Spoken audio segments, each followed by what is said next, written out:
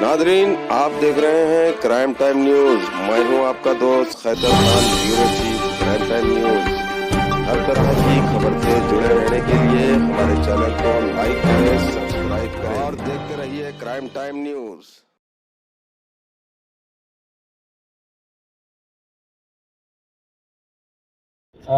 ఇవాళ ఒక చాలా ఇంపార్టెంట్ కేస్ ఆల్మోస్ట్ దాంట్లో నెల వరకు వర్క్ చేసుకొని ఒక ఇంటర్ డిస్ట్రిక్ట్ గ్యాంగ్ని ముఠాని అరెస్ట్ చేయడం జరిగింది.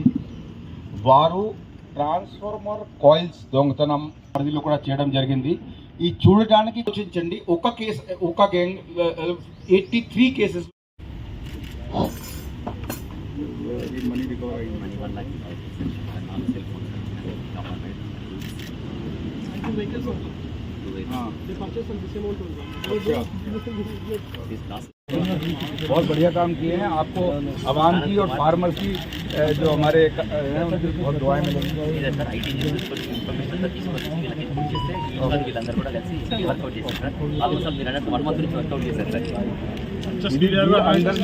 అందరినీ కూడా ఇది 9th ఏదైతే రివార్డ్ వేలపై చెప్పుతున్నామో దాని గురించి. आज एक बहुत अहम केस हमारी क्राइम टीम ने डीसीपी मधुकर स्वामी साहब और एडिशनल डीसीपी श्रीनिवासलू साहब, Bhuvanagiri DCP Rajesh and local DCP Pahadi Sharif, उन सब ने मिलकर, लेकिन इसमें जो अहम रोल अदा किया है वो क्राइम टीम ने किया है. ये लोग तकरीबन 1 महीने से इस केस पे काम कर रहे थे. ये पहली बार एक ऐसा गैंग पकड़ा गया है जो ट्रांसफार्मर कॉइल की थेफ्ट करता था. उसमें से है जो कॉपर वायर निकाल के फिर उसको जो बाकी एक्यूजन के साथ मिलके फर्नेस में मेल्ट करने के बाद ब्रिक बना के वो बाज़ार में बेच दिया करते थे. ये एक केस गैंग पकड़ने के बाद जिसमें तकरीबन 7 मेंबर्स हैं, 4 मेंबर्स हम लोग पकड़ चुके हैं, बाकी 3 मेरा ख्याल है एक हफ्ते के अंदर पकड़े जाएंगे. इनमें से एक यूपी का है, एक उड़ीसा का है, बाकी भी हैं, 1-2 लोग लोकल भी हैं. लेकिन इसमें ख़ास बात ये है कि ये लोग अभी तक तकरीबन 173 केसेस में इन्वॉल्व हैं. अभी तक 306 ट्रांसफार्मर्स को तोड़ के उनकी कॉपर चुरा चुके हैं. इस रिगार्डिंग में एक बात मुताल्लिक आपको बताना चाहता हूं कि एक ट्रांसफार्मर कॉइल की थेफ्ट करने के बाद इनको 50,000 से लेके 1 लाख तक की प्रॉपर्टी इनको मिलती है.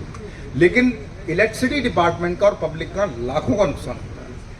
वो ट्रांसफार्मर का जब ये पहले इनका तरीका क्या था काम करने का कि पहले ये वहाँ पे एक मोटरसाइकिल जो इसी प्रॉपर्टी से इन्होंने खरीदी थी उससे पल्सर बाइक से जाके ये रेकी करते थे.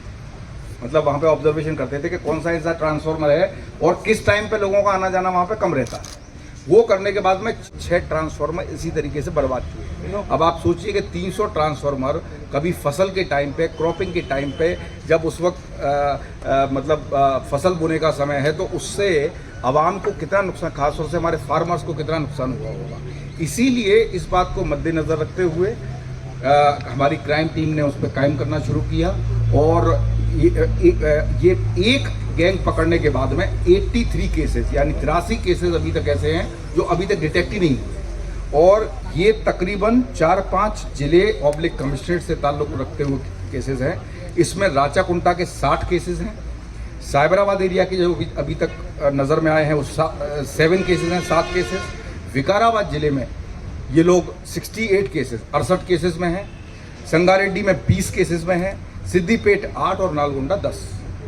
तो ये इस तरीका एक अहम गैंग, ये पहली बार है कि जब एक गैंग पकड़ने के बाद में 83 केसेस एक साथ में डिटेक्ट हुए हैं. और टोटल इन्वॉल्वमेंट इनका 173 केसेस में है. इसमें ये जो सहदेव था, इसकी खास ये थी कि इसको ये थोड़ा सा टेक्निकल नो-हाउ मालूम था. बाकी लोगों से साथ मिला के फिर इन्होंने ये महेश रमना रेड्डी और जयश्री, एक लेडी भी है, उनको भी मिलाया.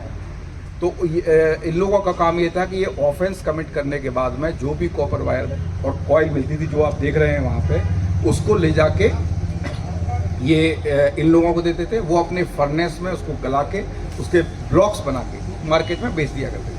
इनको 50-60 हज़ार 1 लाख मिलता था, लेकिन पब्लिक का बहुत नुकसान था. तो ये एक बहुत अहम काम, बहुत एक जो आवाम की केस दर्ज भी हैं. कुछ ऐसी थी जो जानकारी में नहीं आई थी वो हम नए केस दर्ज कर रहे हैं। और जैसा मैंने बताया, ये लोग तकरीबन 4-5 साल से ये काम कर रहे हैं। पिछले 1.5-2 साल से ये गैंग नहीं पकड़ा गया था। और इसमें से जैसा मैंने बताया कि 1 और 2 एक्यूज तो ऐसे थे कि 306 ट्रांसफार्मर करने के बाद भी आज तक एक बार भी अरेस्ट नहीं हुए। और इसलिए इसको, और मुझे लगा कि ये इस तरीके के जो अहम चीज़ें हैं जो फार्मर से ताल्लुक़ रखती हैं, इस प्रेस मीट को पहाड़ी शरीफ में रखने की भी एक ख़ास वजह है। जो भी एक पहाड़ी शरीफ से लेके यादगिरी गुट्टा, भुवनगिर, छोटूपल, नेरेडिमेट, ये पूरा राचकुंडा कमिश्नरेट एरिया है। तो किसी भी एरिया में हर जगह की पुलिस को बराबर तवज्जो, हर जगह की आवाम को बराबर तवज्जो मिले, इसी के तहत हमने ये प्रेस मीट यहाँ पे रखा।